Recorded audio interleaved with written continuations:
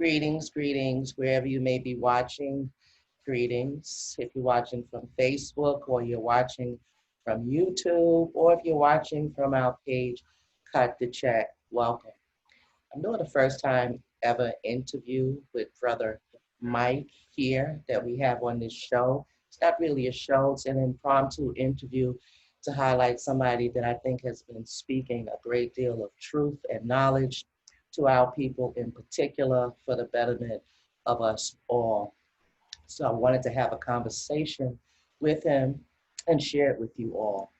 So Brother Mhm. Mike, how you doing?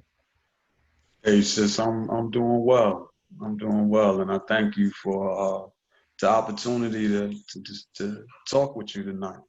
Absolutely. It's a pleasure to have you here.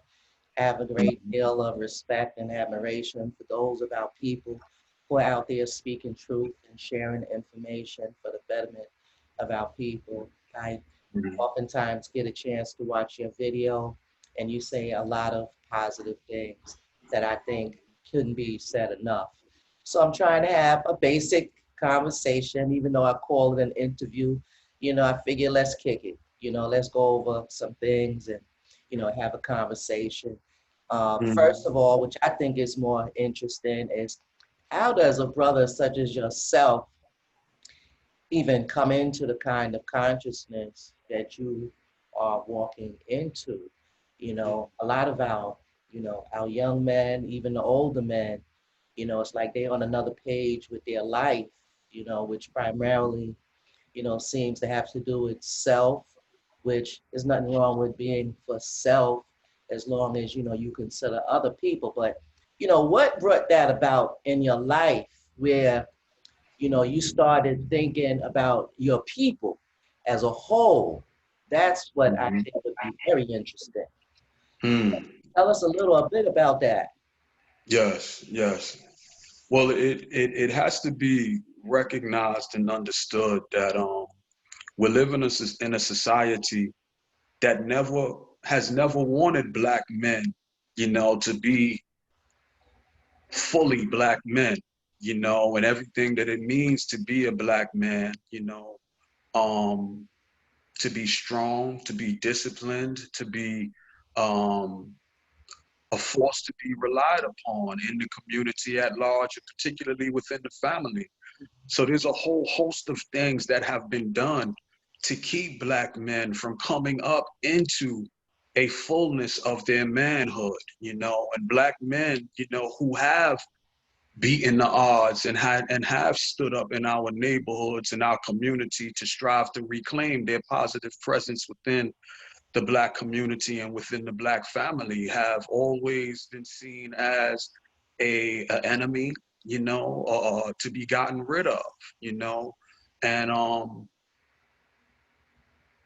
so I didn't have a father in the household, like so many other families, and I say that that's a direct consequence of a system that wants to portray black manhood under, the guise of, if you're not a protector or you're a provider, then you're not necessary in the family. You're not necessary to your woman and you're not necessary to your children, and this is something that black men have had to live up under, a system that helps to perpetuate, this thing of protector and provider, but does everything it can to stop you from being either one, That's you true. know?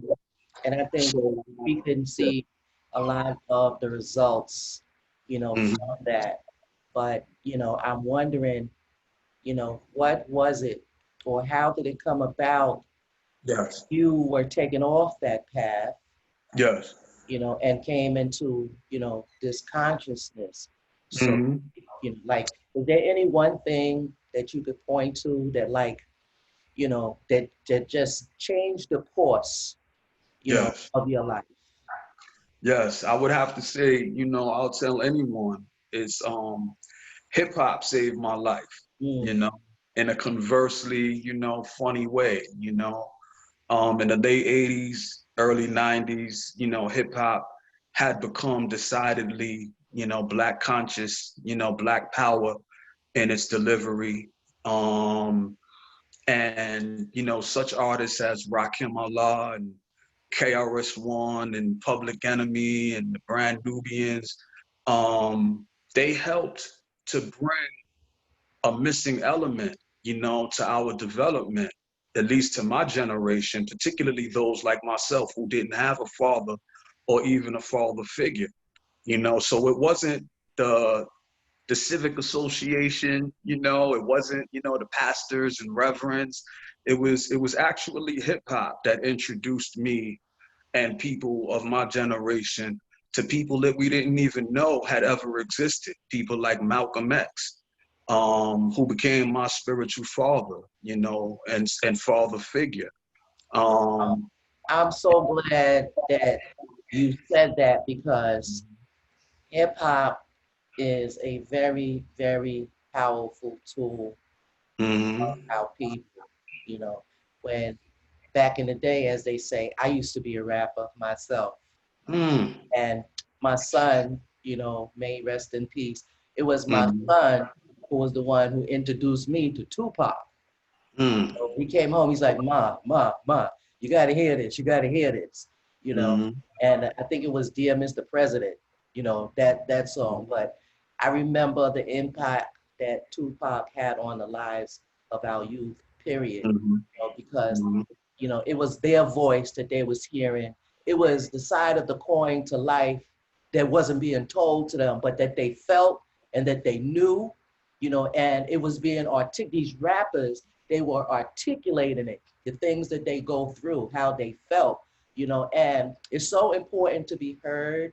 I believe it's especially for the youth because you come up in a society that is oppressing you, despises your presence here, and you don't see a lot of positive images towards you. You don't even hear your voice. It's like you mhm, walk alone in your own thoughts and feelings concerning your surroundings. But when you hear hip hop, you hear another brother or a sister, that's speaking the truth that resonates with you, that's speaking about your life and situations.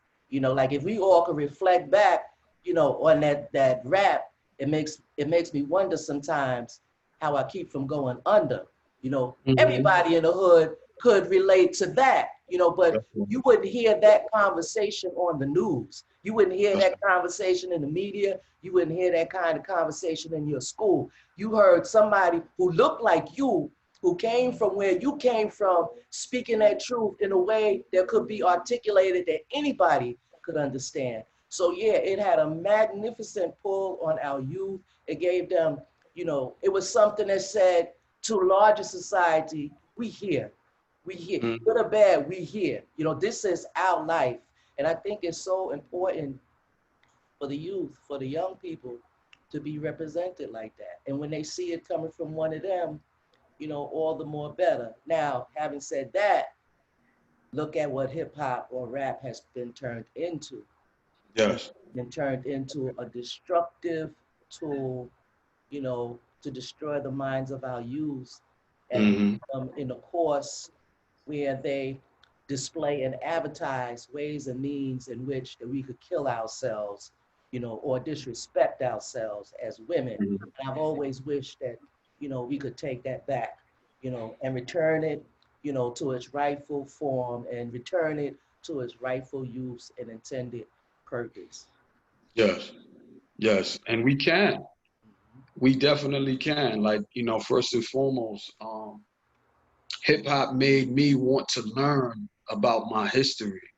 Hip hop introduced me to Malcolm X, who introduced me to a positive self conception, introduced me to a knowing that all that's wrong in Black America, almost everything has come about from the result of us being in a system or under a system, that can be called racism, white supremacy, white skin privilege, which has produced conversely a Black inferiority and a dependent mindset on the part of Black people to where we don't believe that we can do for ourselves anything, to help ourselves, and that we're always dependent upon either white people directly or any other racial ethnic group, after that, for our food, clothing, and shelter. This dependency, how do you view that? dependency? Is it a self-imposed dependency, or is it something that was put upon us, as a result of slavery? Because, during slavery, we didn't have the right to think outside the box or to choose Mhm. anything for ourselves. In fact, was killed and murdered, for even thinking it. Okay. Mhm. So now here we are generations later, trying to revive a people and get them on the mindset of do for self. And sometimes, those of us who are more enlightened or conscious get frustrated with our people because they don't have that mindset to do for self. They can't see us as doing for self. But I wonder how much of that is really a result of slavery, and the chains that was put upon us so that, whatever mind we came here with was totally obliterated, No doubt. new mind being replaced that kept us perpetually dependent on, the master, for our sustenance, for our life, for everything. Okay, now Mhm. here in America, it seemed like we function underneath another master in the form of government, Mhm. because we are constantly, continually made to beg and plead for services and programs, to help revive our community, to save our Mhm. community, always on the begging end. And I don't see nothing wrong with getting, services and programs for the betterment of our community, but I see where I see it's wrong as is that when we solely and wholly depend on that and that alone. Other communities have their own resources and their own culture and their own way of producing and owning and possessing wealth, but not us. We are perpetually made to be on the begging end, looking for sustenance for our existence. And I believe that that is one of the residues, that remain with us as a result of slavery. The question is, how do we come up out of that? Mhm. Well, it most definitely, you know, has its roots in slavery. When you read Booker T. Washington's Up From Slavery, Booker T. Washington was about 5 or 6, maybe 7 years old when the so-called Emancipation Proclamation happened. And he tells the story from a little boy's perspective of how, the man rode up on a horse and declared that slavery is over. And there was a celebration that erupted, amongst the enslaved population who dreamed about, becoming free one day. And now this was the day, and now they were celebrating, we're finally free. And he talked about the celebration went on for maybe about a half an hour. And then he said that all of a sudden there was sort of like a confusion, and then a melancholy setting in. And then shortly after that, he talked about how family after family was making their way back up to the big house, to the master's, Mhm. home, to ask him, you know, what was it for them to do now that they're free? We've been enslaved. All we've known is slavery for hundreds of years. And now you tell us we're free. You took a self-agency away from us. You took a self-determination. You took a knowledge of ourselves, a belief in ourselves, and belief in a God that was for us. You took all of that away from us, reduced us to the status of slaves, of peons. And now you tell us we're free. We don't know how to go for ourselves. So they wound up going back up to the slave master to ask to stay on. And then shortly thereafter, they introduced a system of sharecropping and the black codes and segregation and all of these other things that was meant to keep us in a state of being um, slaves. The 13th Amendment, which was supposed to outlaw slavery, but left a loophole that said if you are convicted of a crime, you are free except in the fact where you are convicted of a crime. And if you are convicted of a crime, you can be reduced to a status of legal slavery. So there's been so many things that have been done to stop us from healing and regenerating ourselves. You know, every Black leader, you know, and movement that has erupted in this country organically is seen as a threat, you know, especially, you know, the Black man as a leader, you know, is seen as a threat. So what they do is they do everything that they can to either buy off the Black leadership, uh, assassinate or imprison or exile, but by any means necessary, we have to keep the Black community from developing an organic leadership of its own that will help that community to heal themselves, to heal the relationship between the man and the woman, to as the foundation of the family, you know, which in turn helps you to begin to build a strong neighborhood and community, you know. Yeah, So you said yeah. a lot. You said, Mm-hmm. you know, so there's a lot of different things that I want to speak on, but Mm-hmm. it's too much. So I'm gonna pick one. You said you talked about the damage that Mm-hmm. was done to slavery that still, you know, functions among Mm-hmm. us, you know, to the extent that even after being proclaimed free, you know, Mm-hmm. we didn't have the withal to how to go forth in pursuit of that freedom. So Mm-hmm. beyond, you know, the whips and the chains and the lynchings was, you know, irreparable damage, you know, Mm-hmm. to our mindset, you know, that continued generation to generation. So I'm wondering, how does a Black man or a Black woman, uh, is there a way for a Black man or a Black woman to recognize whether or not they are in their right mind? You know, Mm-hmm. how do you know whether you are still walking and operating in the mindset of the oppressor, because that's what it is. Mm-hmm. Because if you were brought over here as slaves and stripped of your culture and everything you knew, and a new understanding and information was indoctrinated into you, you yet walk with that same indoctrination and teaching. Because remember, you know, what you knew from your culture and your history was stripped from you. And Mm-hmm. everything you now know are the things that the oppressor taught you, indoctrinated into you, you know, and your children and your children's children came up underneath that system. It is Mm-hmm. within that system and that indoctrination, you know, that you are now proclaimed free. So when you go forth into that freedom, you are yet going forth in the mindset, you know, of the oppressor who indoctrinated you with his ways, his teaching, his cultures, which is not for you and is not about you. You know, so you're running around in circles trying to figure out how to get free, and you're using all of his things in which to do so.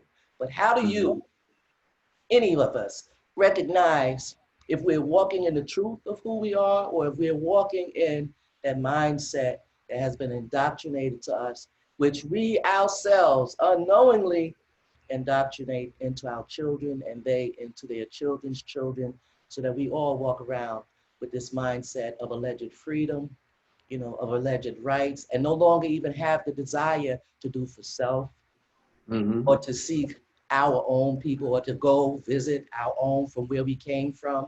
You know, we Mm-hmm. feel about it pretty much the way the oppressor feels about it. We feel about each other pretty much the way the oppressor feels about us. He hates us, we hate us. He don't Mm-hmm. expect nothing good to come from us. We don't expect nothing good to come from us. So those to Mm-hmm. me are clear signals that we are yet operating in the mindset of the oppressor, who indoctrinated us with his things and his ways, and we possess that spirit, and that's the spirit we walk in and trying to get free. And I think one of the major reasons why we've not been able. Mm-hmm. Mm-hmm. I mean, you said a lot, sis. I mean, you know, some of the phrases that I was echoing in my head as I was listening to you is we have to participate in re-educating ourselves, in a process that's called unlearning and relearning, or as Dr. Naeem Akbar, in a book that I just finished reading called Know Thyself, Black psychology, Black pro-Black psychology, you know, man, for lack of a better way of saying it, who has authored many books.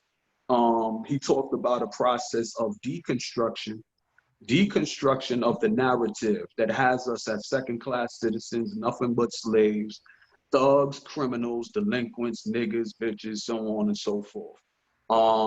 That the American education mainstream narrative perpetuates the same education that teaches white people that they've done everything and have been nothing but champions and conquerors and presidents and kings and queens and explorers and everything is the same education that teaches us that we have done nothing of note, but been slaves, but been dependent upon others, and we were freed by Abraham Lincoln, and it's always been some benevolent white person that's been at the forefront of helping anything of note to happen to us or for us.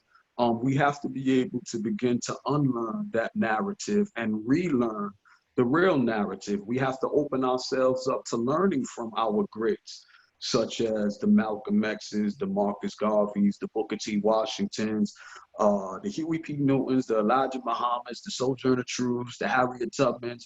Like, in a discussion like this, I'm purposefully going to drop as many names as possible so that the person who listens to this interview or this discussion, dialogue between us, to give them some homework. In the age of information, ignorance is a choice at this point. And if anyone is still asleep at this time, at this day and time, it's because they don't want to be awake.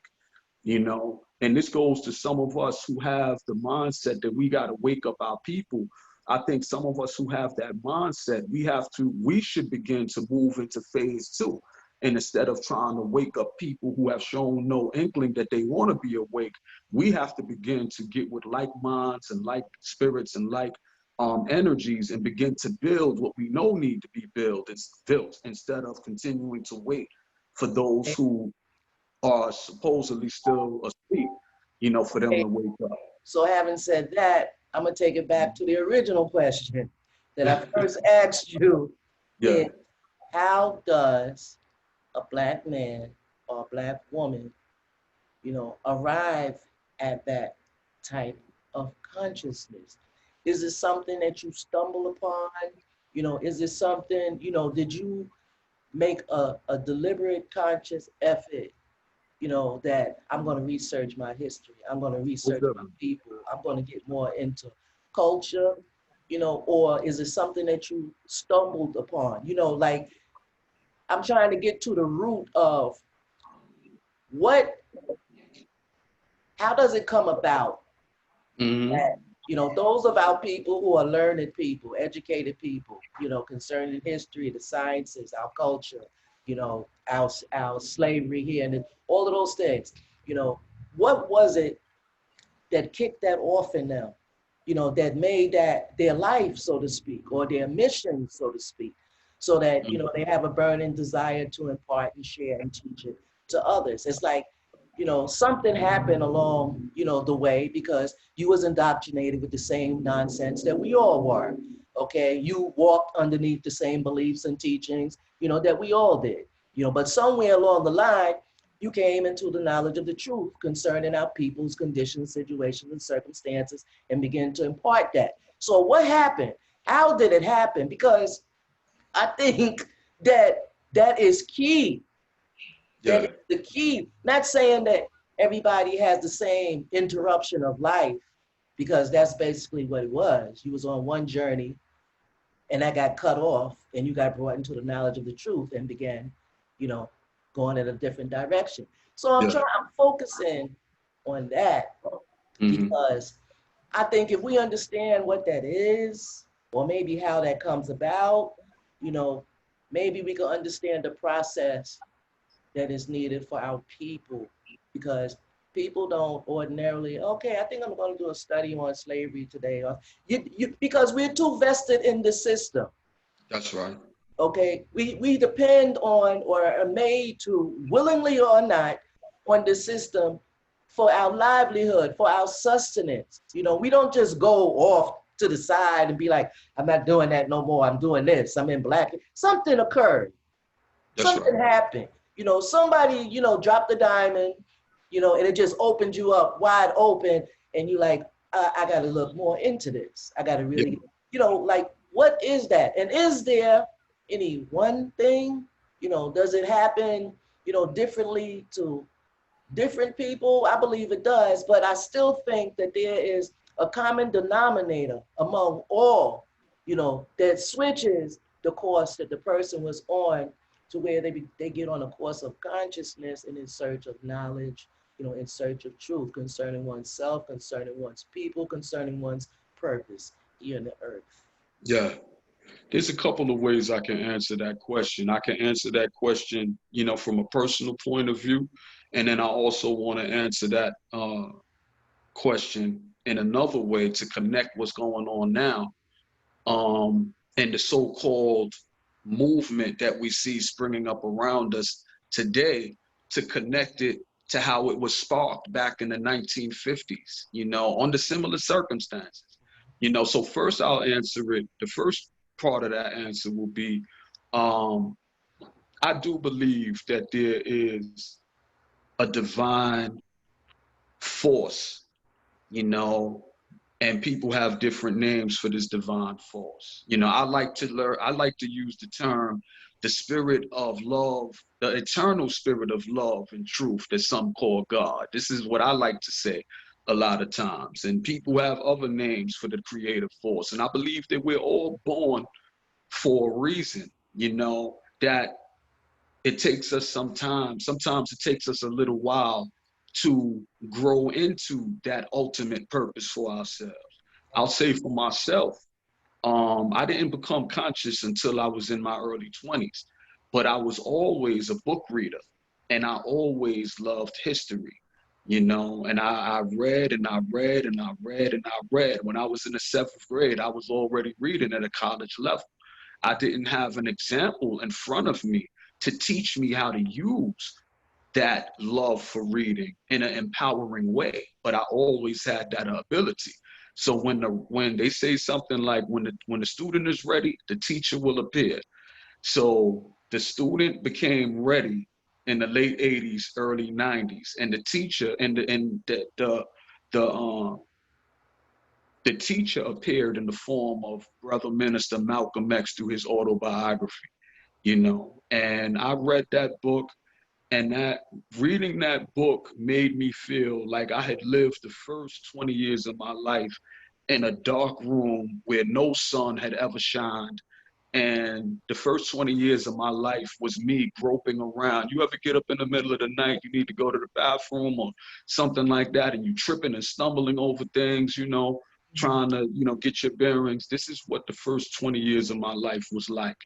But uh, the person who existed in darkness saw a great light, in the form of the life and times of Malcolm X. And reading his autobiography, it made me realize that there was a system that had been put in place that connected my life and my experience as a young Black boy coming up in the 70s and 80s. I found a connection with this young Black boy who was coming up in the 20s and the 30s, and how he ran into the same system that I later on ran into, a system that had no usage, no positive usage for precocious, um, thirsty, for knowledge and thirsty to make something out of himself. He told his teacher he wanted to become a lawyer. He was told that a lawyer is not a good professional preoccupation for a nigga. For him, And yes. and he was and that turned out his desire to continue to be educationally excellent in school for him. Now, 50 years later, I, a lover of learning, who took the citywide test in the seventh grade. And by that time, I had already got roped up into being thrown in special ed because of behavioral reasons. Oh man, talk You about know, it. Oh man. So, Oh so man. you have somebody who was in special ed Mm. who took the citywide test and scored a 12.9 in the seventh grade. Talk 12.9 about it. in 12th Oh grade, my gosh. in 12th grade, ninth month. That meant that I scored on the level of somebody who was graduating high school in the seventh grade. Now, do you think that somebody said, wait a minute, why is someone in the seventh grade who we put in special ed and they're reading at a college level? Something's wrong here. You Heck know, wait a yeah. minute. You know, Heck yeah. no, they Heck took yeah. me out of the class. They took me out of the class. They patted me on my back and sent me right back to the class. You Whoa. know, To the they didn't special send me ed class to the special ed class. after you took the test. After I took the test and scored a 12.9, 12th year, ninth month, he's reading at a college degree level in the seventh grade. There was no intervention, performed. My mom still feels bad. My mom feels bad sometimes that, and a lot of mothers feel bad that because so many black boys, precocious young black boys, learning that watered down or that you can even call it racist curriculum, that a lot of our schools um, program our children under, you know. And it's no wonder why a lot of our kids begin to rebel and begin to play hooky and drop out when you're teaching them nothing of themselves. Right. You know? School has a way of making our children think that they're stupid, that That's there's right. a problem, that something is wrong with you that That's right. inhibits your ability to learn.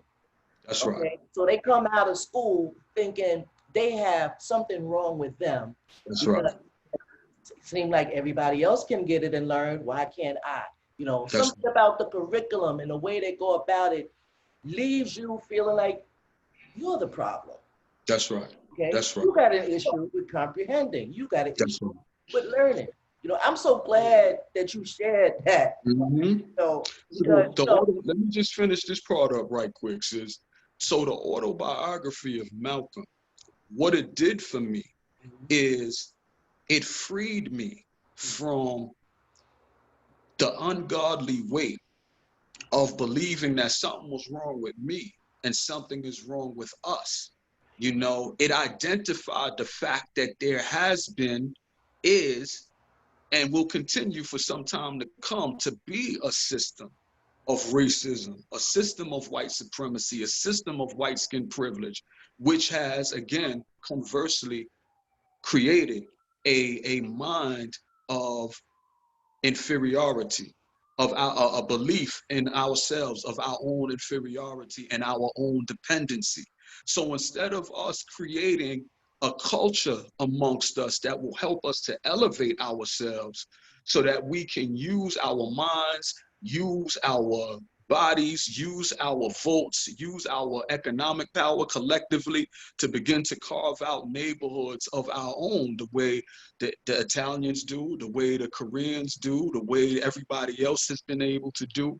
We we have created or participated in a subculture of crime, a subculture of drugs and addiction, a subculture of hustling and doing all types of other activities that don't elevate us, but has us participating in our own downfall. So reading the autobiography of Malcolm helped me to separate what has happened from us from the responsibility now to take it upon myself as a awakened responsible black man to do something about it.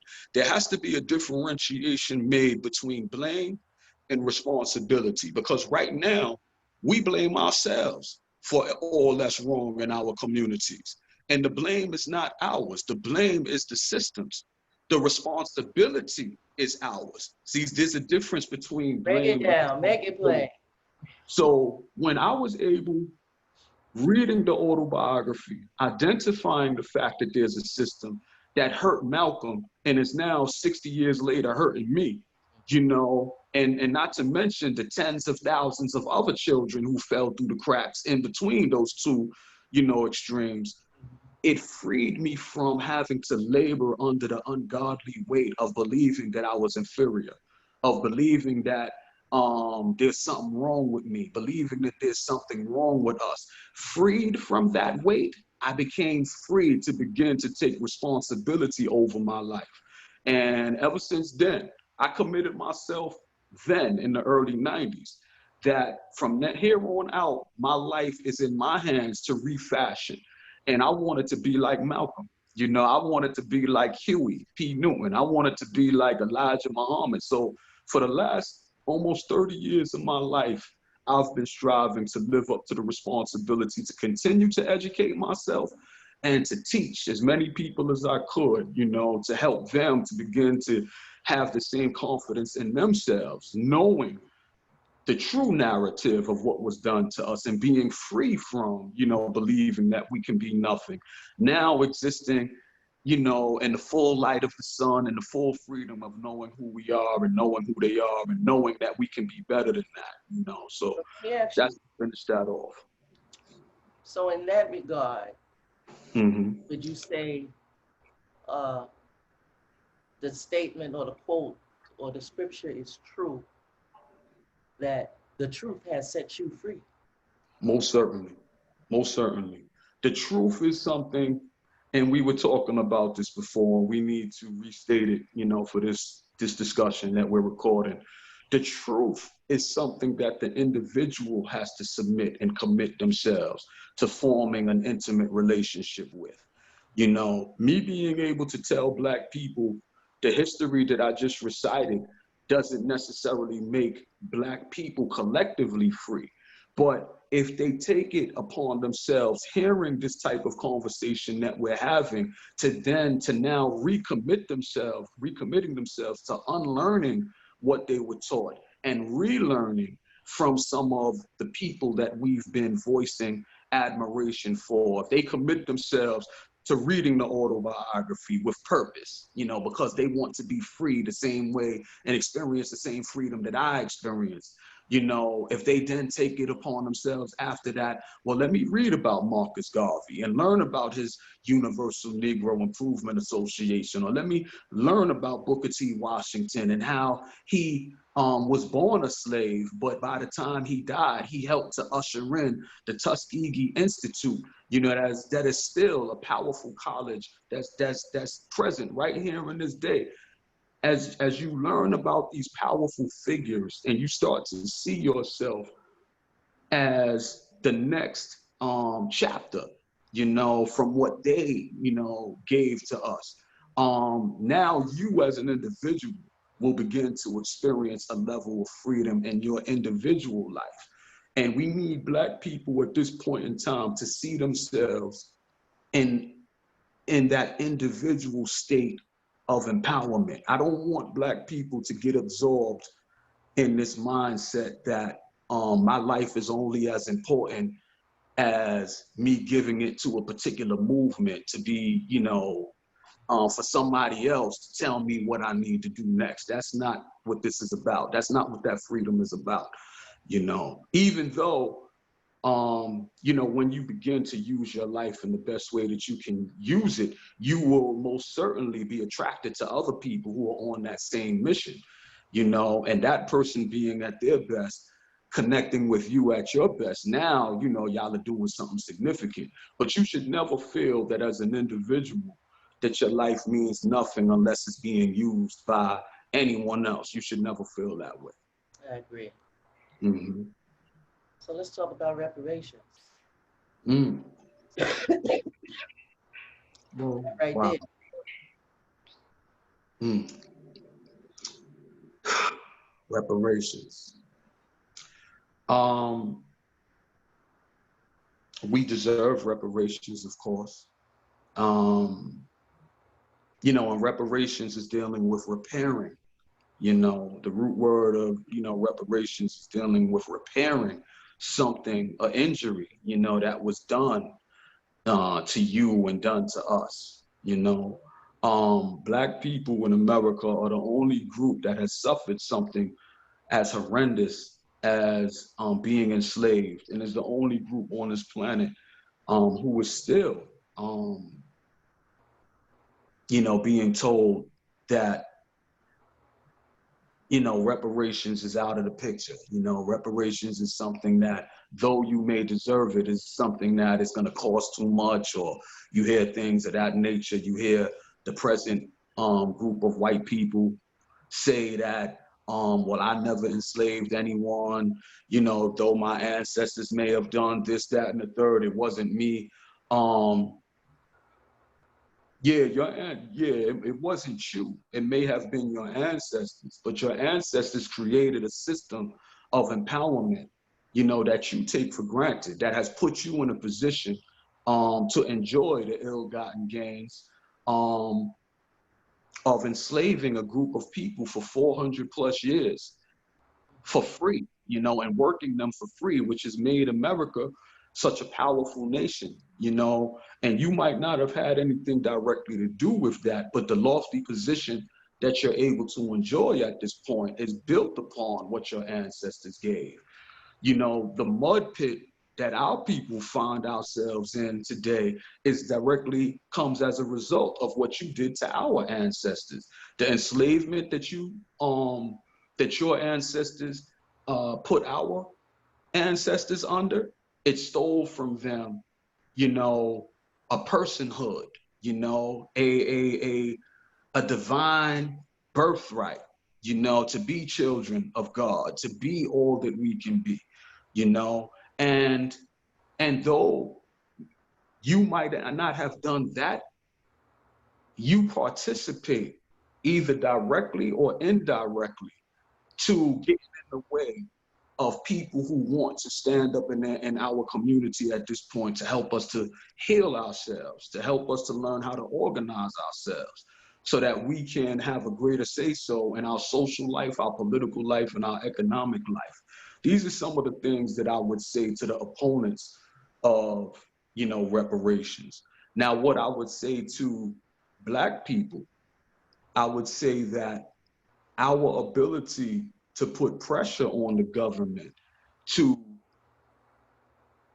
get the government to agree that we need to be reparated for what has been historically done for us, to us.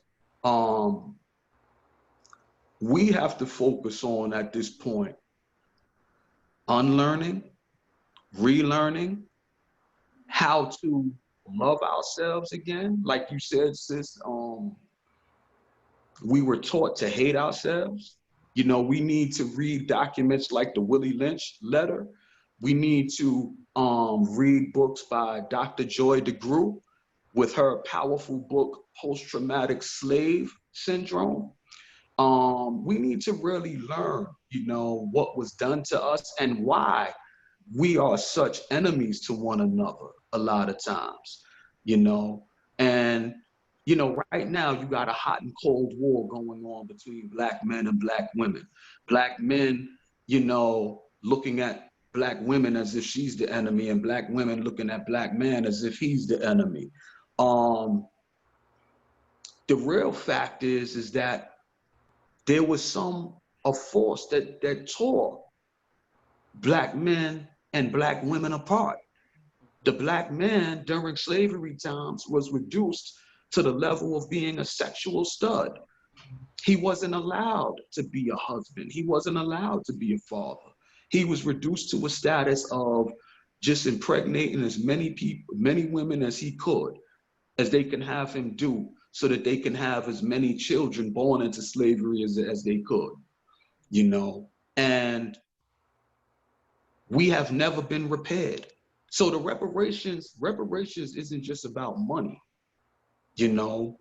Reparations is about returning the soul of a people. I'm reminded of the Believe, truth. do you Yeah, believe that reparations received in total, in full, in a just, fair amount will really repair and restore the damage that's been done to us? that's what I'm trying to, speak to. I don't believe that a monetary payout um alone is going to help us to be able to heal ourselves. It has to be something, there has to be a truth and reconciliation um, process You know, With who? that is With who? it has to be each side has to be a truth and reconciliation process has to be rendered to call each side to a level of humanity that each side has been taken out of. The white person who And let me make sure I participates, understand you. yeah, And this is for the purpose of what? This recollect this reconciliation process. yeah, Are you saying that that's what's needed in order for us to receive reparations, or what is the purpose of that? okay. Well, the truth and reconciliation process um would help black people to go through the same process that I explained that reading the autobiography of Malcolm helped to introduce me to. You know, it Okay, helped all introduce right, me. I got you. So let me ask you this. Go Do you think that our people Mhm. are ready for reparations? I don't think that our people in their present state, without being repaired psychologically, emotionally, mentally, and spiritually, are not ready to receive reparations in a monetary payout because us not knowing who we are, us not believing in ourselves, us not um loving ourselves and loving each other, that has us um seeking status and how much sneakers we can buy or how many cars we can own or how many pieces of jewelry we can own. We're so materialistic, and the reason why we're so materialistic is because we don't believe that we are worthy. We don't believe that we are a people that stack up to with other races and ethnicities that have a cultural integrity that we don't have.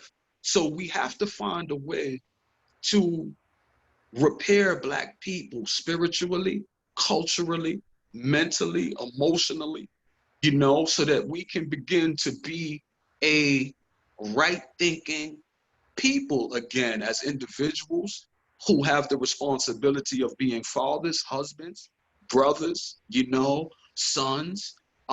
Without that process, if you gave Black people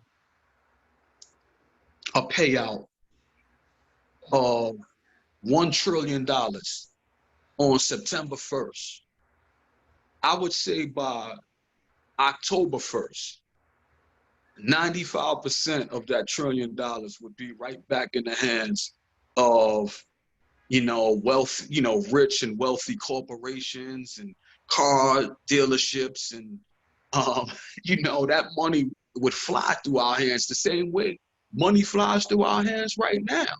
They So estimate that. Good. some people are actually trying to use that as an argument as far as why reparations Yeah. shouldn't Yeah. be given, but I just wanna try to qualify the question, Yeah. say if are Black people ready for reparations. Um, Yeah. what I mean is you can look at our collective fight concerning reparations, and for me, that alone indicates whether or not we are ready for reparations. To me, it indicates not only that we're not ready, but that we don't truly believe that we even owed all of that. Mm. For the simple fact that we don't have a clear understanding of the wreckage and the harm and the damage that was done, beyond maybe our own existence here in this country.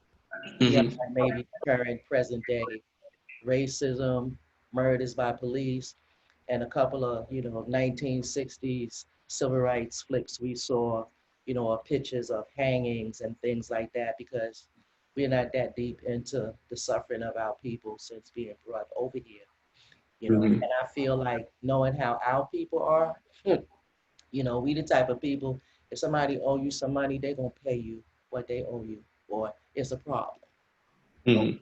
So when you look at our people collectively, you know, and you say you're socially aware of slavery, you're socially aware of the political climate today and how they are consistently trying to destroy us, prevent us from being, self-sufficient, all of that. How can you be truly aware of the degree to which that is being done and have a fallback position concerning some money that's owed to you behind what they did to your ancestors and continue to do today, particularly if you right now in this current day situation and circumstances, you living underneath oppression and poverty, you don't even know how you're gonna make it day to day, weeks to week, and you on some chill back, easy mode concerning all of this stuff that's owned to you, not just money, but land. How is it we haven't risen up, and collectively demanded, y'all got to pay us what y'all owe. Okay, it's no wait, what? Yeah. It Because has to. when you look at, it boggles my mind, because when you look at, how they just scooped all our men up off the street, got them locked up. The other ones they kill it. There ain't nobody guilty, nobody go to jail. You homeless, you houseless, or you on your way to being homeless or houseless. You got a job, a piece of a job that you hanging on for dear life that don't even do all that you needed to do for you and your family. Meanwhile, this government owe you and your people trillions, and you in a chill back mode and prefer to just keep going out there slaving day to day. That tell me you don't get it. You are not in your right mind concerning what is owed. And then, if you conscious and you are aware of all the other nations and nationalities that they pay reparations to, okay, we ain't even got to go there. We can go to present day right now, what this government did during COVID. Just cashing checks, trillions and trillions of dollars, not to poor people, but to the wealthy friends of this current That's right. administration.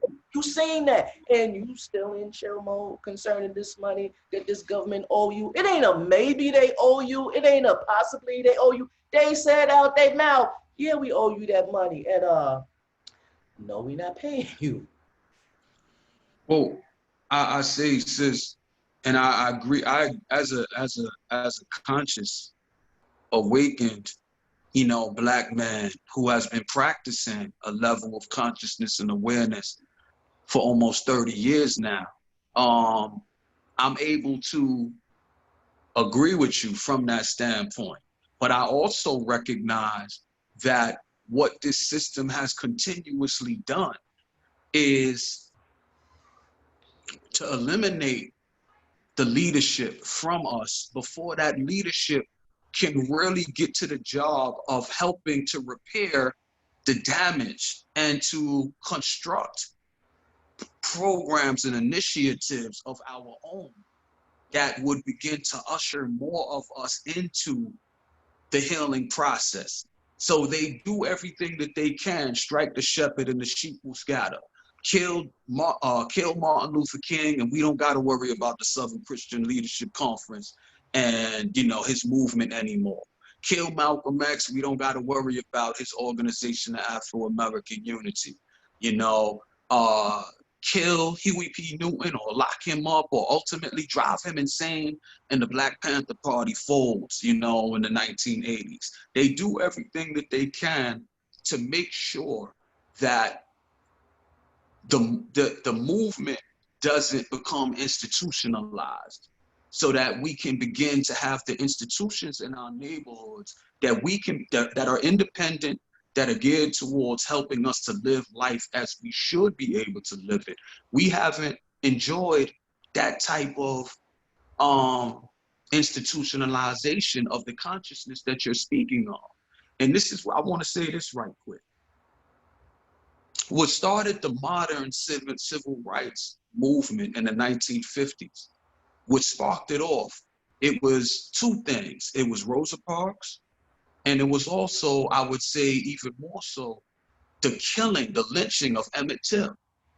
And that's what really sparked the civil rights movement of that era, which became a movement towards integration. It became a movement towards getting the Voting Right Act and getting the Civil Rights Act, and being able to create access, for Black people to be able to move into the American mainstream, which some people say was the worst thing that could have happened in Black America, because before then, before we was allowed to access the mainstream, we had our own schools, we had our own neighborhoods. A lot of times we had a greater um, love and self-reliance existed amongst us. And it was only when the doors of integration were opened wide for us to go to school with white people, to be able to go into white neighborhoods and had access to, to move up in the white corporations, that we lost that self-agency, amongst us that we were exhibiting before that time. Today, what sparked the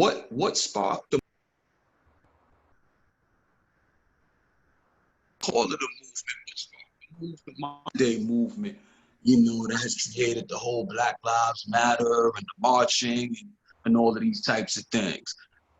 Police brutality, it's not. So now we have people beginning to wake up that something is very wrong. That something is very wrong in the Black community. Now the job is to not allow ourselves to be put back to sleep again. Because this is what happens. We have an awakening, and then we have a putting back to sleep. We had the civil rights movement with Dr. King, which morphed into the Black Power movement. And then after that, Dr. King was killed, Malcolm was killed, and you had the white backlash of the Nixon administration all throughout the 70s. You had a backlash and a moving away to where someone like myself could be born in 1969 on the cusp of the civil rights movement and come up in the 70s and 80s and not even know anything about what had happened right before I was born, and came up, you know, thinking that I'm a nigga, something's wrong with us, and didn't even know anything about Black power, Black is beautiful, Black pride. So the point I'm trying to make is we have to take ownership of institutionalizing our efforts to take community control of the places that we live. We need to learn how to organize ourselves socially, to learn how to love ourselves again in the neighborhoods in which we live. So that if we're talking about politics, it needs to be a movement to take ownership of local politics. I hear a lot of these things all the time, If yeah, and I don't understand. And I've asked some questions of some individuals, especially when it comes to community policing, because, as you know, police brutality and murder is an issue that I've been dealing with forever, yes, seeking police accountability across the nation, right? So I hear people talk about the need for community policing all the time. But I discovered that you have those conversations, you really need to probe people and ask people, what their idea of community policing consists of. And you find out there's very different answers and responses given.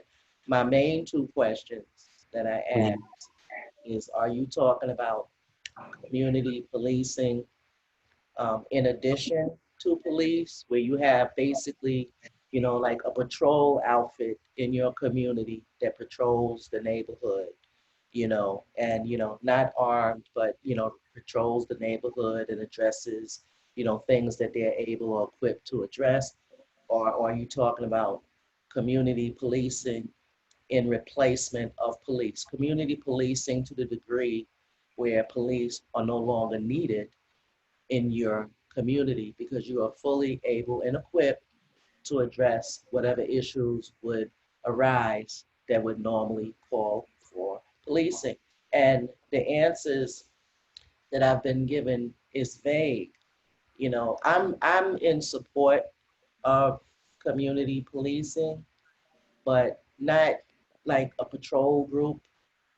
We need something more stronger than a mere outfit of patrol. Okay, because police are being flooded in our community. They're beating people.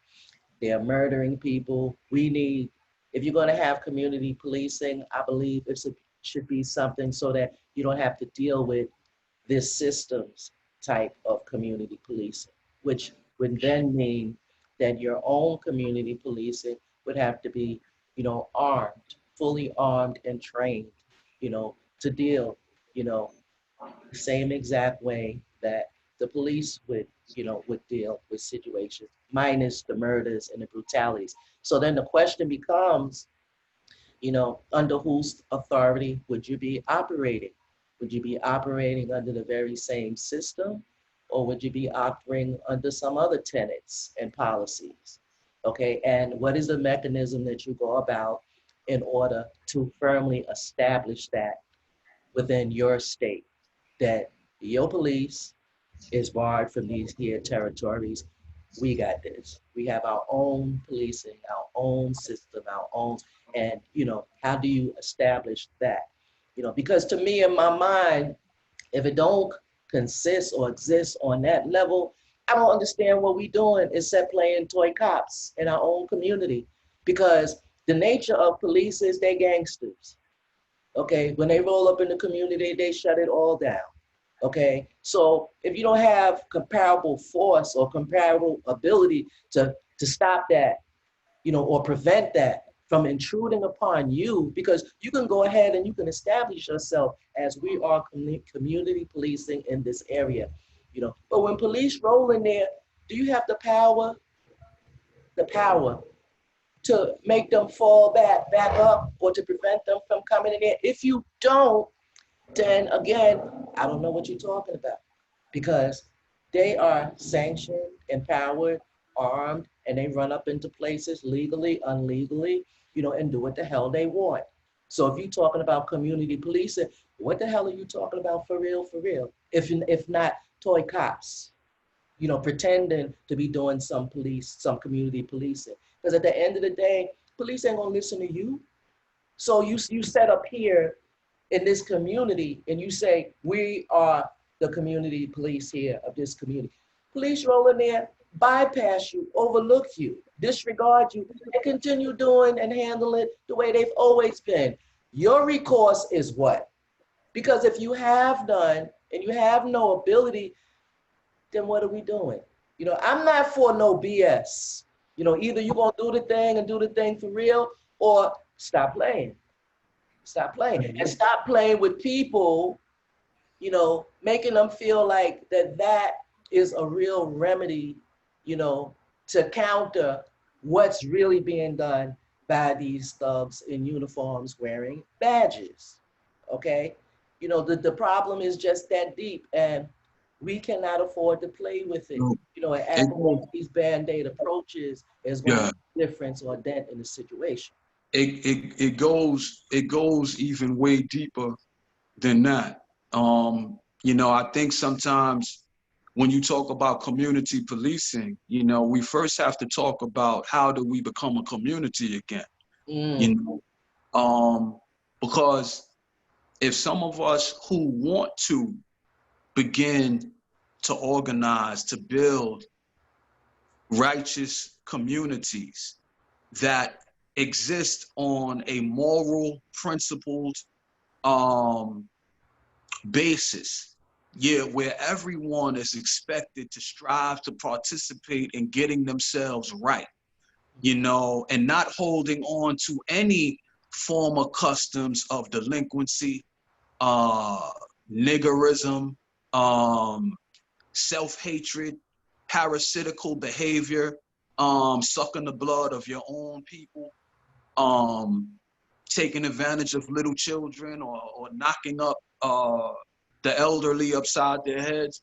Like when we if we really get serious in the neighborhoods that we live in, and considerable numbers of us begin to call for us rebuilding community, we're going to find that it's not only the police, or it's not maybe even primarily the police that we're going to have to stand up against. We're going to find that there are a lot of people living amongst us that don't want to get right, don't want to act right, and don't want to participate. And we got to be honest enough to say that some of us have been corrupted, spoiled, rotten, um, and presently don't want any better. And we can't make any excuses for, like, we can tell the truth and shame the devil who put together the system that corrupted and destroyed our people, for the lack of knowledge. But as far as who is going to actually participate in the light of that truth being expressed, we're going to find that not everybody is willing to participate. So when you say community policing, that is, it's that it is saying that we already have a community. you know so we got to go through that process. We got to put ourselves through that process, and we got to call out anti-community behavior. We have to set standards of what makes a man in good standing, what makes a woman in good standing. We got to call out and establish proper parenting techniques and how to support one another like we used to have it. We used to have community, even as late as the late 70s. Even though we had our problems, we still had remnants of what a community used to be. When I was growing up, parents looked out for other parents. You could knock on the neighbor's door for sugar. You know, um, you can leave the community and be assured that other parents would be looking out for your children, you Exactly. know, and they would even go so far as checking your child. And Exactly. your child would be afraid to get smart or get snippy, with another parent, because that parent had been empowered by your parent to look out for their interests. And we were talking about this earlier. The crack era that hit in I would say around 84, 85 from my memory. I grew up in the 70s and the 80s, and I remember, we used to play kick the can, we used to play touch football, we used to play manhunt, we used to do all of these communal activities. The children of parents who used to sit in front of the building and used to, congregate and chill with each other and kick it with one another. They exhibited a sort of community bonding, and it made it easier for us as their children to Right. bond. In around 84, 85, I would say around 85, it was like a nuclear bomb had been set off in the city project developments. And all of a sudden, it wasn't safe to sit in front of the building anymore. It wasn't safe for you to be talking about you're going to be playing kick the can and, these communal games that we had grew up playing. We became enemies of one another. You had people trying to hustle their way to glory and fame. You had mothers who turned into addicts, fathers who turned into addicts, fathers who turned into hustlers. Um, and it wasn't safe a lot of times to walk the streets, and you took your life literally into your own hands if you came out your building at the wrong time. And where did these drugs come from? Where did these guns come from? They destroyed the last remnants of a community that we had left. And we have never been reparated even from that, Right. you know, much less slavery itself. You know, the children um, who became orphans and had to, some of them were lucky enough to have their grandparents take them in. But the grandparents, 9 times out of 10, were too old, you know, to raise and hold these children accountable. So you had a number, great numbers of children who wound up in the foster care system, you know. And a lot of we talk about our young people today, I still say that these are the babies and the babies of the babies of the crack experience, you know? And what do we do a lot of times? This is why I'm going through great pains not to use the word crackhead, you know, because this is how we begin to victimize the victim, you know, instead of putting the blame where it belongs, you know, from those who are either allowed or purposefully pumped crack into the inner city ghettos, and who either allowed or purposefully pumped the weapons of warfare that were pumped into our neighborhoods. We don't have no access to no coca fields, and we don't have no access to no gun manufacturing plants. So these were things that were put into our neighborhoods. We had hip hop, like I was talking about earlier, that had became decidedly pro-Black and allowed my generation to begin the process of healing. But then the architects, the people in the music industry who had with their contracts of multi-million, you know, the ability to sign people for millions of dollars, you know, they saw what was happening. They saw us being politicized. And instead of allowing a community to be politicized and returned back to their fathers and their mothers, they came in with their gangster rap, you know, niggas with attitudes. And that took us away from what was happening. That helped me to get my mind right, you know, and the subsequent generations after me were destroyed through hip hop, you know, promoting misogyny, you know, the use and abuse of our women and making that cool, you know, and songs being pumped out where we used our rhythm and our verbal, you know, ability, you know, to create rhymes and lyrics that talked about killing and murdering, you know, and calling each other niggas and bitches. There's no other racial, ethnic group, cultural group in the world that glorifies its own self-destruction, that will purposefully use words and phrases, you know, that denigrate them and use it as if you know, that this is the best word that was ever created. Nobody else calls themselves Spicks. Nobody else calls themselves WAPs or Mix or whatever. You know, we are the only group that it is purposefully.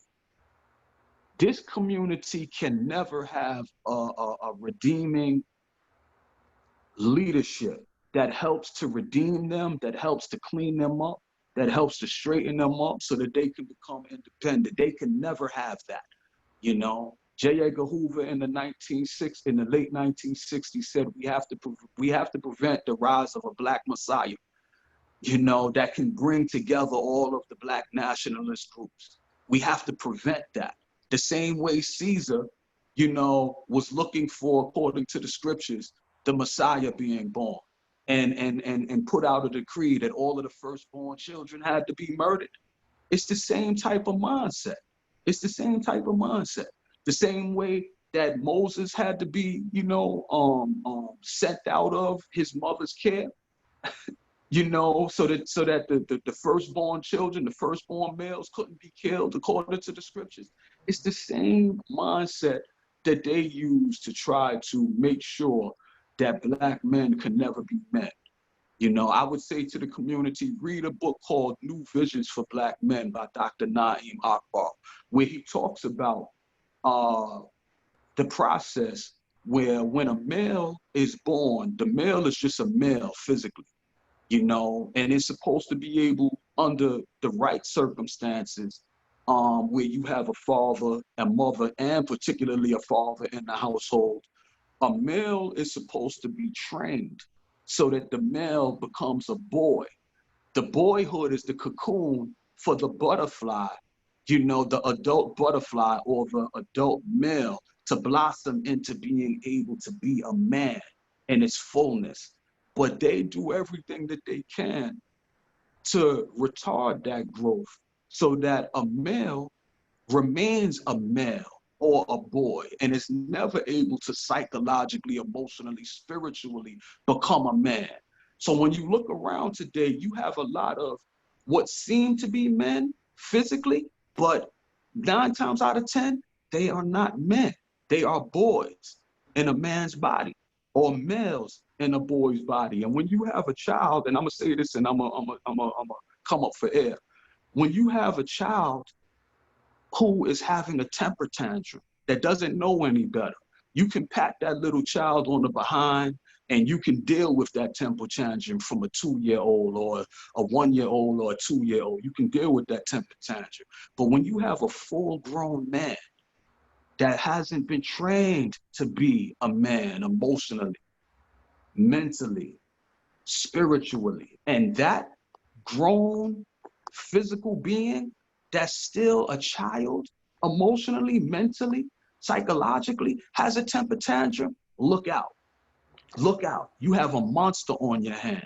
And this goes into what they want. They want the type of monstrous behavior to happen with an undeveloped, you know, boy child or man child, so that they can justify shooting them down in the street or locking them up. You know what I mean? So I saying all that to say, sis, we have to be able to deconstruct what was done to us so that we can begin the process of reconstructing what we need to be able to ask of ourselves and ask of each other. And that process has been retarded time after time after time because they don't want us to be healed. You know, no, we gotta get rid of that Marcus Garvey fella, or we gotta get rid of that Malcolm X fella, or they don't want us to become an independent, you know, community that can compete, and throw people off of sucking us dry. That's, you know, so you You, come up with it. you shared a great deal of things. Mhm. And again, there's several of them that I wish we could have had conversations on, you know, almost each and every one, because there's a lot to be said, Mhm. you know, Mhm. concerning, you know, maybe at some future time, because there's so many things that our people are being affected by. It's like Mhm. it's a never ending story. I mean, it's like you can run off one thing after the other, as far as things that was done to us, things that are still being done to us, and this system's, you know, attacks, you know, Mhm. attempts to destroy us. You know, you can do that all day long. Mhm. But I wonder, you know, are we really able, you know, to move to the next thing? You know, having said all these things, having acknowledged all these things, having rightly discerned these things and understood, you know, why it is and what the intentions behind it, as well as see, you know, the results of all those things, you know, Mhm. are we able to confront that and deal with that, you know, and what is the method, you know, in order to do so? Because I hear a lot of our people saying now, listen, you know, if they don't know what time it is, I don't know what to tell you right about now.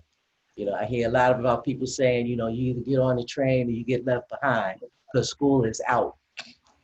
You know, so I'm wondering, is that where we at now? You know, is that where the position that, you know, we need to take, you know, for the sake of self, for the sake of those of us who have been trying to move forward and are prohibited or slowed or put on pause because We busy trying to pull the rest of us that don't want to come or don't see the need to come or feel like I love it here in America just fine. Thank you very much. Y'all can carry on and do whatever it is y'all think y'all trying to do. So what do we, it's like, is that where we at? Are we convinced that there's no saving us? Because basically, that's what we seem to be saying. There's no hope for us, our people, because our people, they the deaf, dumb, the blind, the hard-headed, the stiff-necked. They don't want to hear. They in love with their oppressor. All that stuff that we say. Is that where we're at? Where we are saying we have to leave them, let them go. Proceed forward. Is that really, I I think, get it. Trust me, I get it, but I'm like, wow, wow. Because that's like saying that we're a lost cause, that there is no hope for us, that the damage done, is permanent, and that there's nothing we could do for those of our people, who don't see as we see, who don't share the same vision, who refuse to come up out of, this bondage that we're in, or even acknowledge it as such. Okay, because mhm. according to them, hey, we free, we free. Okay, so how do you deal with that? Do you really take the position that, whoever's not feeling what we saying or moving like we moving, you get left behind? Is that what we doing now? I think that first off, I have to say yes. I have to say yes, but let me qualify that answer of yes. What does being left behind mean? Um, you know, we use the word we too very loosely, Right. very, very Mm, loosely. I agree. And I always say that there ain't no we. When I hear people say, all right, let me say this. A month before, Malcolm X was murdered in February of 1965. He was being interviewed by a reporter from the Village Voice. And he said a lot in that, but one of the things that has stuck out to me and stuck out to many other people, he said our biggest mistake in the past has been to try to organize a sleeping people around specific goals. He said, first you have to wake the people up and then you get some action. And the interviewer asked him, wake them up to what? To their oppression? He said, no, to their human dignity, to their own self-worth. So what he was saying is all of our people know that we have been oppressed. Right, We know that we have been oppressed and we know that we're being oppressed. right, We know that our lives have not mattered, you know, right, to America in the past. And we know that by and large, our lives still don't matter, right, So that, knowing that hasn't forced us to do what and participate in initiatives of responsibility, you know, as a mass of people in the past, and it hasn't made that happen right now today. When he said you have to wake them up to their own human dignity, to their own self-worth, that is their that is them coming into an understanding of how valuable their own lives are, to where they, from that point of having human dignity and having self-worth, now you stop participating in conversations, in um in interactions that help you to participate in your own self-defeat, your own self-destruction. When you know how valuable you are in the eyesight of your creator. And see, there's a spiritual component that we have to begin to introduce into our struggles. It's not just for us to try to liberate ourselves by ourselves, and grapple with an entrenched, powerful enemy and force that has done so much to knock us down and keep us down. Trying to grapple with that enemy as a depressed and disorganized and divided and conquered people is a huge monumental task.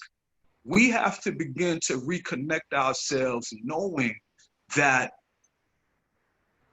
we are here to be all that we can be. We have to begin to practice and go back to our spiritual traditions.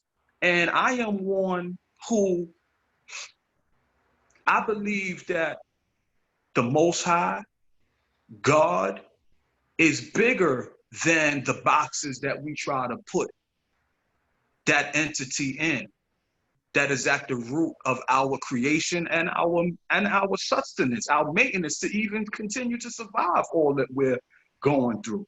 So me personally, I don't get into Christian versus Muslim versus Israelite versus whatever.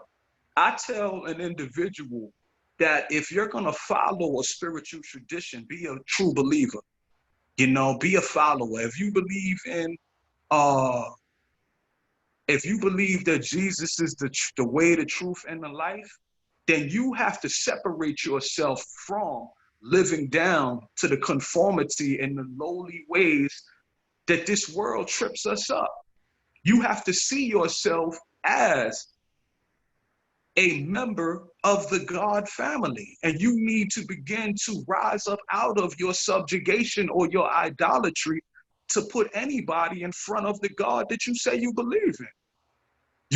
So I don't know if we have enough time for us to really flesh this part of the discussion out. But I would say that we need to begin to see ourselves again. When we talk about dignity, when we talk about self-worth, I'm not talking about trying to convince white people that Black Lives Matter. That's not what I'm talking about at all. I'm talking about us beginning to live for ourselves as if our lives matter, as if my mind matters enough for me to feed it righteous, truthful information, as if I'm going to begin to use my mouth not to spread gossip and slander, and backbite other Black people that are in just as bad a situation as I'm in. But I begin to use my mouth to have deep, edifying, inspirational conversations. And I will commit myself to doing that consistently. You know what I mean? And I think that that's what has brought me and you into contact, just trying to live up to that. And I'm not talking about being holier than thou. I'm not talking about looking down my nose and thinking I'm better than somebody, because honestly, 99% of the messages that I put out come out as an overflow of things that I'm trying to practice within my own life. And I'm trying to hold myself accountable to the standards that I'm talking about at all times. And I share this with others, hoping that it may help them, to help themselves. That's the type of commitment when you start talking about self-worth, self-love, and human dignity, So that, it's not about, when he said, when we function like that, do we ever get to a place where, we say we're tired, we're fed up with our people, and we just don't want to deal with them anymore? Or do we continue, pouring in or pouring out? I think it's not that we get tired of our own people. We get tired of our own fleshly vices trying to rise up from beneath us to pull us back in to lowly conduct that we're trying to come up out of. I get more sick of me.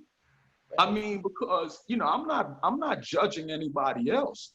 I'm trying to master my own fleshly urges. You know, the flesh tries to devour your life from beneath.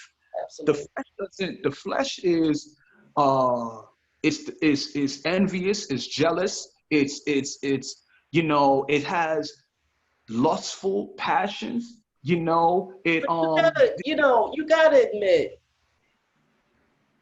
at least I know it's true for me.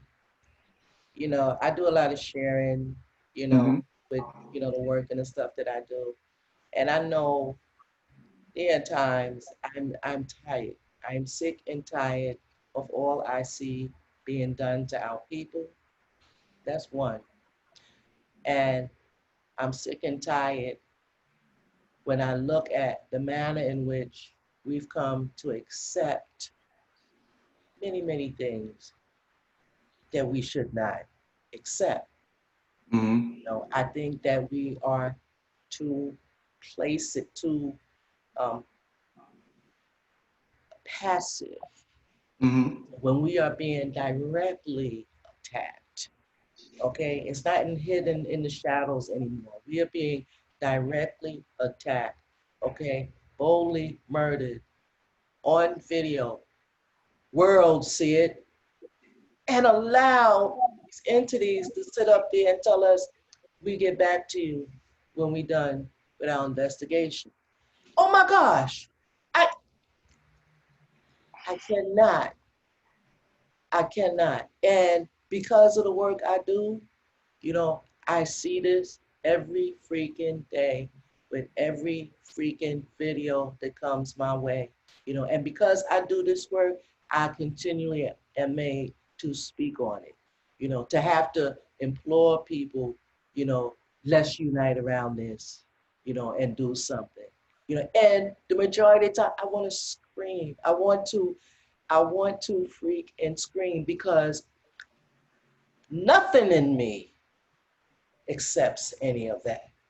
Yet, I feel like I've been put in a position where I had to wait for those of our people who still don't believe it is what it is, who still don't believe, that this stuff is not systemic or that there are actual forces within the police department who are literally hunting us and doing, who are not on that page yet.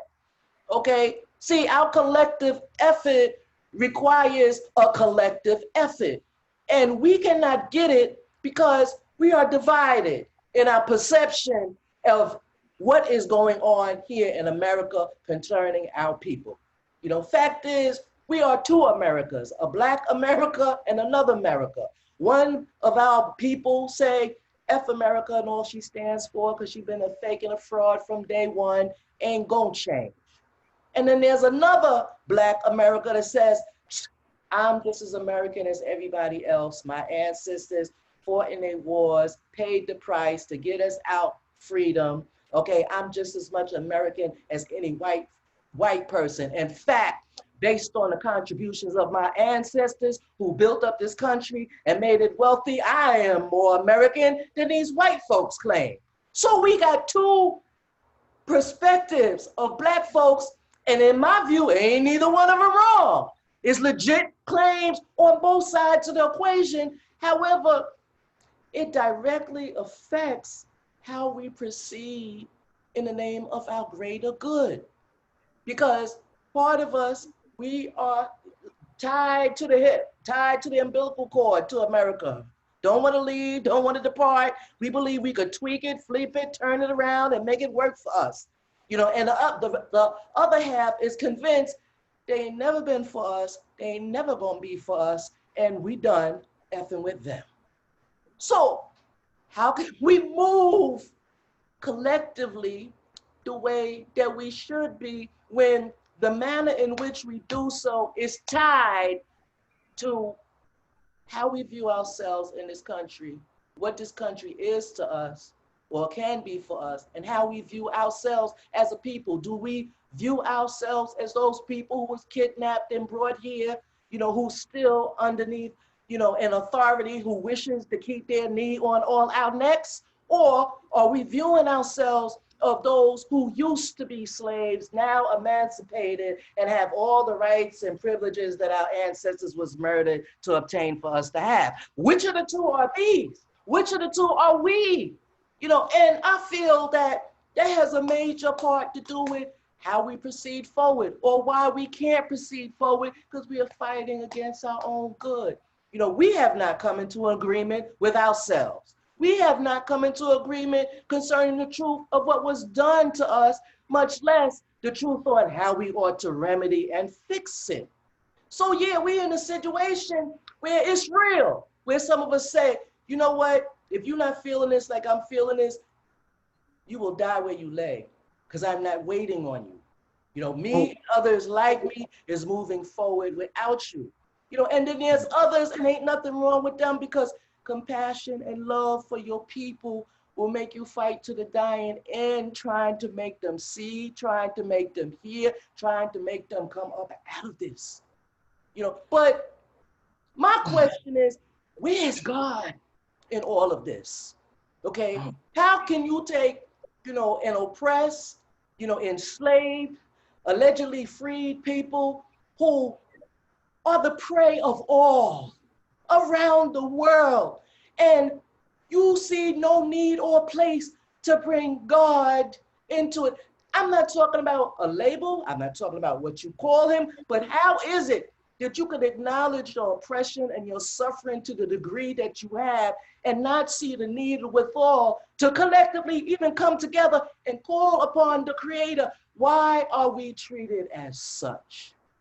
Why have we been made to run from pillar to post, begging the oppressor to provide a justice for us that he himself does not possess? You know, why have we been divided up the way that we've been divided? Why does everything work against us? And we are those who have benefited many, who have come into another country, enriched, provided, contributed right today, still do so. We are we are more profitable than gold.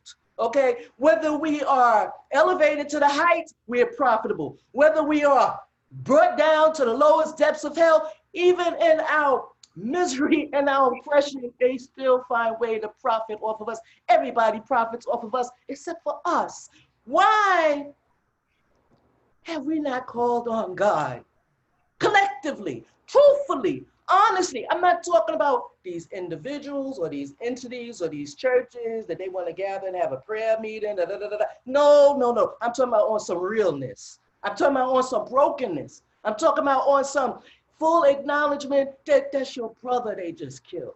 That's your mother they just killed. Those your sons, they got locked up in them jails, waiting for them to die. COVID and a whole, and no, and you, F what America thinks, F what America wants to do about it. You are not doing anything here. You don't care because you're so far removed from your own people, from their own suffering. You've been placed in the Ismail minds, and that's it. You know, that messes me up each and every day. Each and every day. Yeah, sis, I didn't want to, you asked a whole lot, you said a lot, you asked a lot. And I purposefully, you know, didn't try to interrupt or intervene because I felt that you needed to get all of that passion out, you know. I would say again, let's start out with your first premise. I don't think that it's three factions amongst us. I think that it's two. I think that it's, you may say it's actually three. You know, you have a group amongst us that don't want to know. Not only don't know, but don't want to know. So they're not in either camp. They're not in the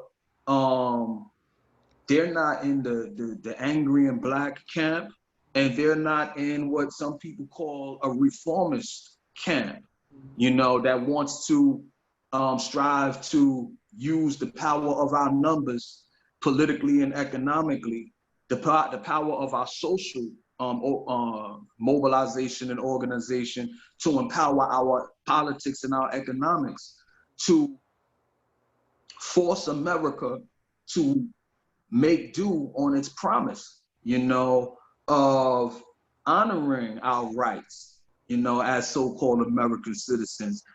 That's the other group. There's a group that's not trying to get down with either group, and I think when people talk about moving on, they're talking about that last group that shows no evidence or inkling of getting involved on either side, Right.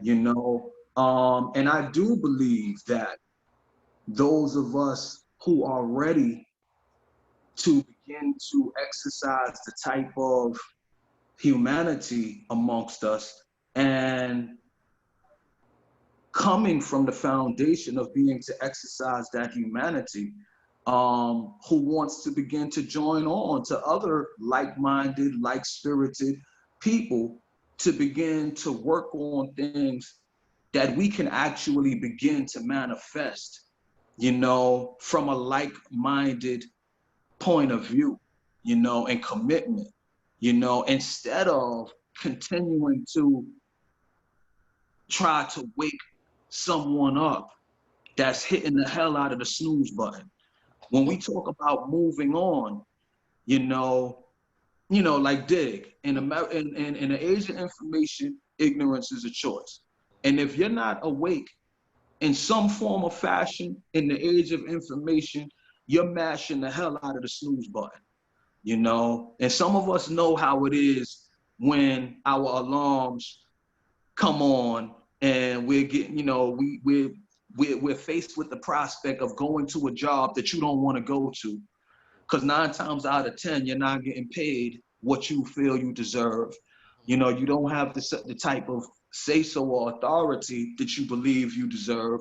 So 9 times out of 10, you don't get up at the first sound of that alarm. You hit the snooze button, and then you hit it again. Some people have their snooze button set up to go off at least 5 times before they finally get up, Right. And I put my hand up, as one of those individuals. So I say all of that to say, there's a group amongst us who have been spoiled, who have been taken out of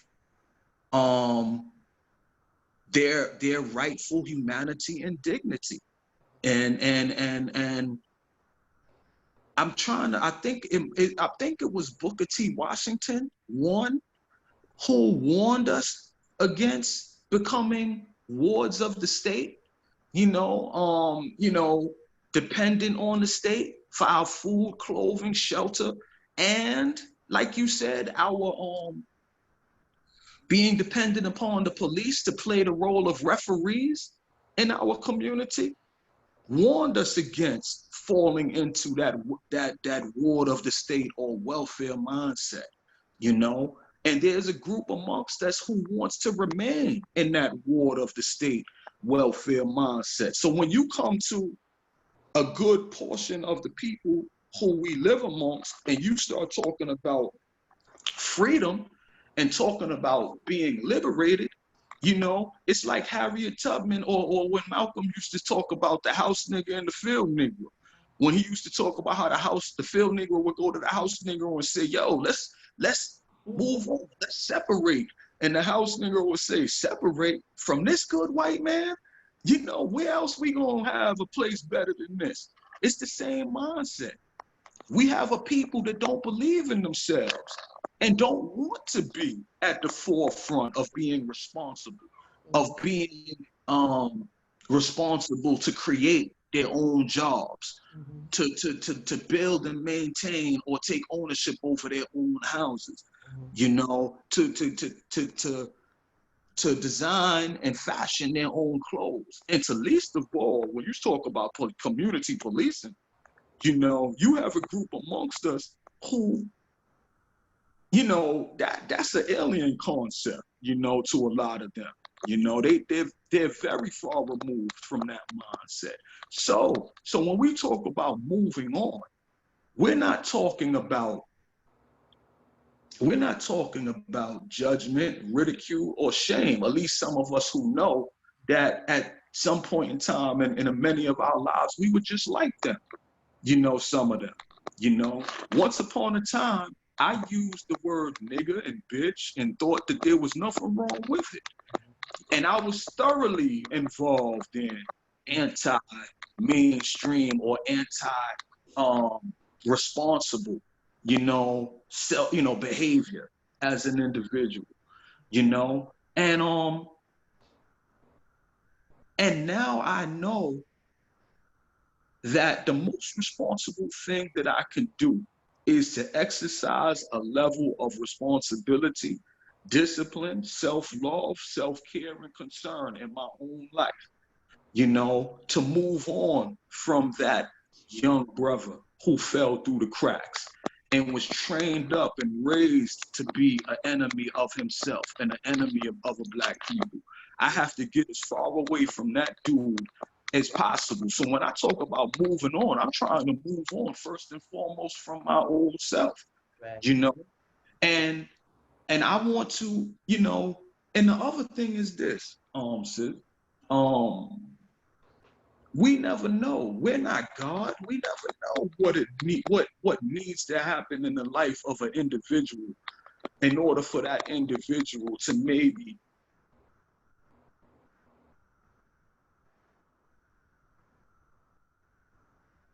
I can't hear you. I can't hear you. I can't. I can't hear you. I can't hear you. Yeah. Hello, No, I Sid? can't hear you.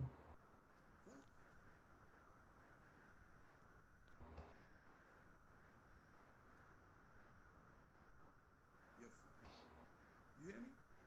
Nah, nah.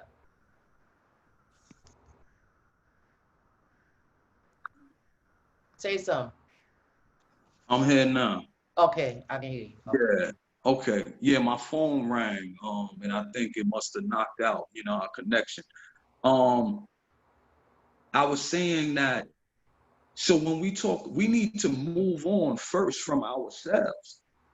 And when we begin to move on from ourselves, we begin to move on from people who practice that lower mindset. We Exactly. have to move on from them, you know? In order for us to get ourselves together, we need to begin to get into our own lane and begin to lead by example with like-minded, like individuals. And that's not talking about judging and shaming. Now let me say this right quick. There is a group amongst us who I believe naively or knowledgeably talk loud just for the sake of talking. Mhm. You know? And if you believe that you shouldn't be participating in the American mainstream or striving to get your fair share out of the American mainstream, or at least as Malcolm talked about, being committed to taking ownership of your local communities. If you don't want to participate, then don't participate. You know, you just fall off the grid or go wherever you say you're going. You know, there's no reason for you to be talking all of these noise, but you ain't going nowhere. You ain't doing nothing. You know, like, so you have groups amongst us who they ridicule, they judge, they shame people in their ignorance. And I'm not down with that group of people. You know, they say the people are coons, the people are sheeple and Negropeans and all of that. I don't agree with those tactics. I don't agree with that mindset. You know, I don't know how you can rightfully believe that by shaming and ridiculing and condemning people, that they somehow will, after being ridiculed, shamed, and condemned, want to join on to you. Exactly. You know, Exactly. I don't believe that, you know, I don't believe in it. I don't think that it's correct. And it's not going to work. You don't kick somebody when they're down and think that they're going to rise up and want to be your brother or your sister, you know? So I think that, so we don't get down with that crew either. You know, I don't use those words. I don't use the nigga and the bitch. Like, I use it sometimes to talk about the mindsets that have, made us the destroyers of ourselves or the participants in destroying ourselves. A lot of times you can call that the nigger mindset or the bitch mindset. But I don't use those words in my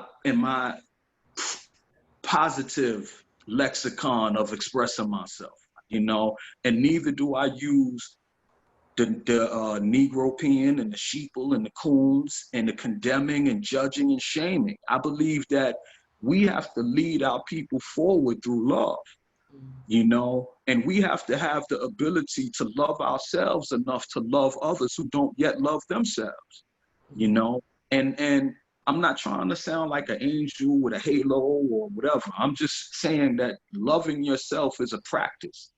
Loving yourself is a practice where you seek to eat better than you used to eat, where you seek to think better than you used to think, where you strive to use your mind in a more proactive, positive way than you used to.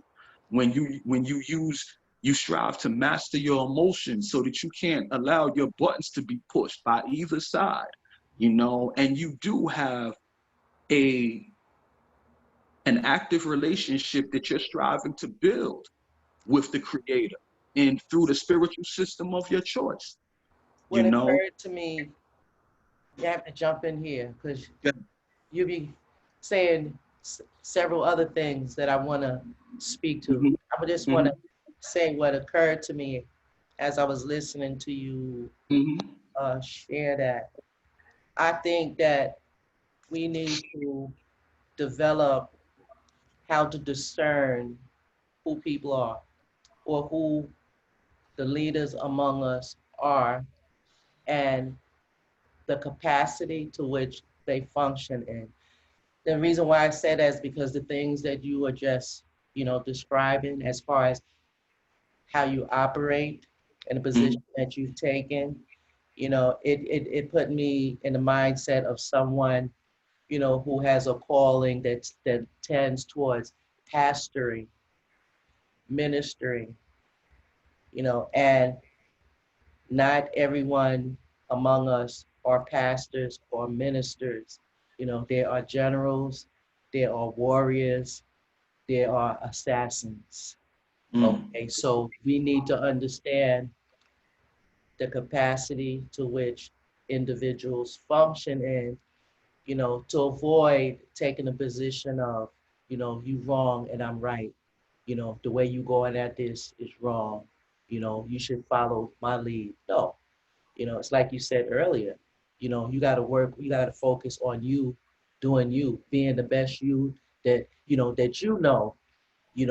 is true concerning you, doing the work that you have been given to do, you know, and following it in the manner in which you are led, you know, and what somebody else is doing, maybe that's not an issue for you, but you focus on because, I feel that the divine has provided for all, and that there's a lot of people who are not walking in their calling and not walking in their purpose because they're looking at the fake and the fraudulent saying, well, I can't do like that or I can't be like that. And God never called you to do and be like that.